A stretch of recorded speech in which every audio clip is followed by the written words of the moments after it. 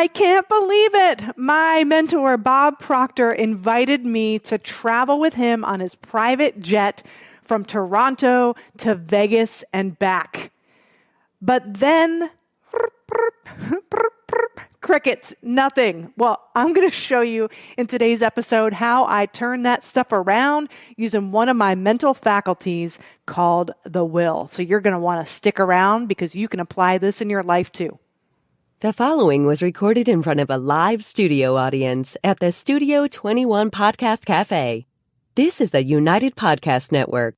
Welcome to Rat Race Reboot. I'm your host, Laura Noel. And as a certified coach and former 27-year military leader, each week I provide bite-sized mindset pivots that will help you reset your mind, reawaken your spirit, and regain your control. Hi, everybody, and welcome to part 4 of our 6-part series on your mental faculties. Today, we're talking about will, and I'm going to share with you how I used my will to manifest an awesome experience, and if I can do it, you can do it too. So let me give you a little bit of a backstory. I had attended PSI seminars, which is Personal Success Institute, and I go there every year to kind of sharpen my saw. And every year that I'm there, Bob Proctor is one of the people who are teaching at the seminar. He comes in from Toronto, and he'll work with us for a day and a half or a couple of days. And so one year, I decided that, oh my gosh, I'm scheduled to go to the PSI seminar, but also at the same time, I have training with Bob Proctor with my coaching and my certification. It's the same week. And I just said, I'm going to do both. And then I kind of released the idea. I just decided I was going to do both. Well, fast forward a few months later, and I'm working at one of Bob Proctor's events. It's called The Matrix, and it's a think tank for entrepreneurs and people who have ideas to start businesses, to collaborate and network together. And so I was working this event with him, and it was before the audience came into the room. Bob was on stage just like he always does. He likes to kind of organically work through some of his slides and change things around. And so we leave him alone. We don't bother him when he's in his genius zone. But I don't know why, but he made a beeline for me. I was standing at my table that I was kind of watching over. And he started talking about PSI seminars, and we had this great conversation, and we were just talking about some of the people we knew fondly, that we knew collectively. And I said, yeah, I'm going to go next year, but I realize it's in direct conflict with our training, but I'm going to figure out a way to do both. And Bob said, you could fly with me. And I looked stunned, and a girlfriend of mine was actually starting to walk toward us and kind of engage in the conversation with us, but she could tell something was awesome that was happening, and then she kind of like backstepped away. And here's the funny thing. Afterwards, I approached her and I said, oh my God, I decided a few months ago that I was going to do both of these events. They were at the same time, the same week. I didn't know how I was going to do it. I just decided I was going to do it. And I actually had this idea in my mind. Wouldn't it be cool if I could fly with Bob? Because I know he goes every year, but then I released it, right? So I told her the story that Bob just invited me to fly with him from training to Vegas, where the seminar was being held, and then back. And then my friend said, I'm going with you. And I said, okay. So it was like less than 6 months go by. And it's when the event is happening. And I'm starting to plan for the event. And I emailed Bob's assistant once. And I said, hi, Gina, it's Laura. Oh, I'm so excited. I'm in deep gratitude that Bob offered to bring me along with him in his jet to the PSI Seminars event. I didn't know how I was going to do it, but I really wanted to be at both events, our training and that event. They're both really important. And I'm in deep gratitude. What can I do to be of service? How can I help in his travels? Or what do you need from me? And so I'm waiting and I'm waiting and I'm waiting. And I don't get a reply. It's, a week, 2 weeks, nothing. And I'm starting to panic. And all of these thoughts of worry and doubt, I don't really deserve to do this. I'm not the top consultant. I'm in the top 1%, but I'm not the top 1% of the 1%. I mean, really, who am I to do this? All these worries and doubts. Maybe he made a mistake. Maybe he regrets inviting me. I was creating all these stories in my head. And then I got to the point where I brought my vision of what I wanted, which was going to both events, flying with Bob. I decided that early on so easily with ease and flow. So I brought myself back to that vision, and I used my will to hold that vision on the screen of my mind. And so anytime a worry or a doubt would come through, I would actually say out loud, nope, zip it. I would reject it, and I would redirect my focus to my vision. So maybe another month goes by and I email Gina again. Hey, I'm just following up. Again, I'm really grateful. I would not accept the idea that it would potentially not happen. My inclination, though, the way that I would normally be, hey, you know what? If this isn't going to work out, or if he's changed his mind, it's totally okay. Just let me know. I don't want to inconvenience anyone. Nope. But every time I even went down that path, nope, I reject it. And I would focus on what I wanted, and I would send that email with the expectation that it was happening. It was done. So then a month goes by, and I finally get this email from Gina saying, okay, we're excited to have you travel with us. Can you send me your passport information and X, Y, and Z, and we'll get things started on our end. All right, well, here's the crazy part of this too. Is I went to training, and remember the friend who was standing with me and learned that I was going with Bob to this event, and she said, I'm going with you. I'm going too.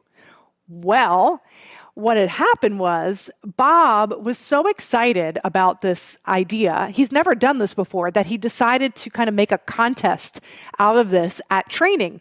And he offered this opportunity to two of the top consultants to go on this trip with me. And two consultants were selected. It wasn't my girlfriend. And then they drew a person out of a hat as to who was going to come with us. And it was her. So there were 4 of us consultants who traveled from Toronto in this private jet, and which was awesome, by the way. We were so enthused. We were brainstorming and masterminding, and it was like a 9-person jet, so it was relatively small.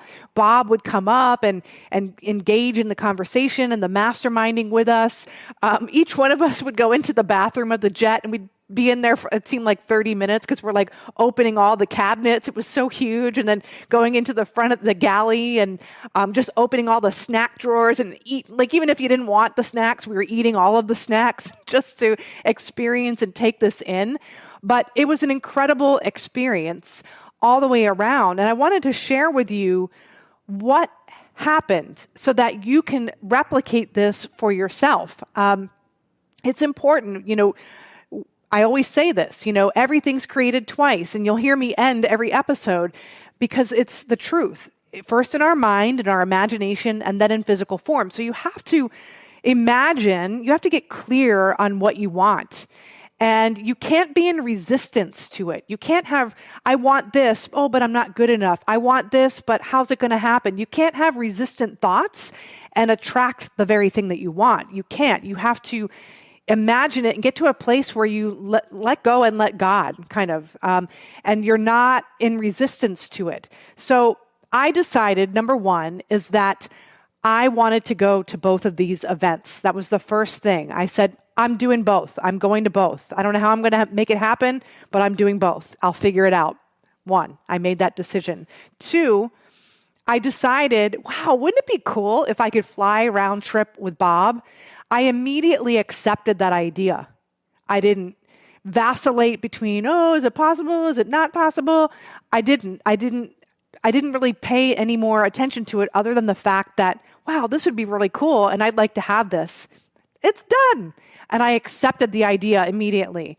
I was aware of the opportunity then around me. So once I made the decision, I'm doing both of these events, And then I decided that, I don't know, I'm going to go with Bob because it makes sense. We're both coming from one event, going to the other and coming back. It makes perfect sense. So I accepted that idea. But once I accepted that idea, I was receptive to the solutions. So when Bob, if I had not been receptive, let's play this back. When Bob made a beeline for me at his Matrix event and was just engaging in conversation, I never would have thought to have brought up, oh yeah, I'm going to go to that event too next year. Are you going? I'd love to do both. I'm just figuring out the logistics. I never would have said that out loud. I just would have taken the conversation at face value and then gone about my day. That would have been a missed opportunity. But because I was decisive, I didn't care about how I was going to make it happen. I just knew that I would, and I didn't have any resistant thought to how I was going to, get there on the private jet. I was open to an opportunity when it presented itself to eloquently engage in conversation and open up the conversation such that the offer was made and it just happened. I wasn't calculating it. It just happened naturally. And then when doubt crept in, when circumstances were showing me, this is not looking good. It's not going to happen. He's regretting it. Gina's not getting back to me. They forgot that they offered, all the stories that I was creating. When those doubts crept in, I said, I reject it. I reject it. No, this is happening. I deserve it. I manifested this. There's a reason why this played out the way it did. And I am open to receiving. That's how I would change my thought pattern. And then I would imagine being on the jet and just having a great time. And it's so funny. I remember thinking, gosh, when I'm on the jet and it's just he and I on the jet, I don't want to bother him. Would I bother him? Should I talk to him? Should I give him his space? But that resolved itself too, because the solution came forth with that, with some of my colleagues coming with me. So the solution actually was even far better than what I could have even imagined. We just have to give ourselves permission to imagine and reject anything that's not in harmony with that. And that's what I did. So in other words, I used my will to hold the image on the screen of my mind to the exclusion of everything else, to the exclusion of what I thought was reality. I created my reality. Circumstances, we create them. We create them in our mind first. And that's what I did. And you can replicate that as well in your own life. Isn't that cool? So let's do that right now. As we end every episode, I want to get you connected with your beautiful vision so that you can be aware of the circumstances that are already right in front of your face. You just maybe haven't noticed them. So we're going to do what I call take inspired action. We're going to get connected with the vision of what you want to be, do, or have. And then whatever downloads of inspiration come to you, any ideas, any thoughts of who you might engage with or talk to, just let those bubble up to the surface. And then you take inspired action by following up on those avenues, or being aware of what you might need to manifest that dream or that goal, so that when you're standing in line at 7-Eleven getting your, I don't know, what do you get? A big coffee or a Slurpee or something. When you're in line getting your Slurpee and somebody says something and it's what you need to manifest your goal, that you have the wherewithal to actually act on it. That's why we take inspired action. That's why you take and should be taking time every day to get engaged with your vision. This is literally 3 minutes. You could do that. So take a deep breath in through your nose and exhale slowly and completely through your mouth. Take another deep inhale, releasing any signs of tension as you exhale fully and completely. And take one more deep inhale. Hold it and exhale, feeling the groundedness of the awesomeness of who you are, and the knowingness that what you can imagine and see in your mind, you can make manifest. So create an image in your mind of something that you want to be, do, or have. And start to notice and sharpen this image through your 5 senses. So what are some of the sounds that you're hearing in this vision of your goal, of your desire? What are some of the things that you're seeing or the people that you're seeing around you? How does it feel being you in this moment? Experiencing this joy or this accomplishment. Feel it fully and completely. And then ask yourself, how can I serve today? What can I do today? How can I be today that will draw to me the things I need to manifest this goal?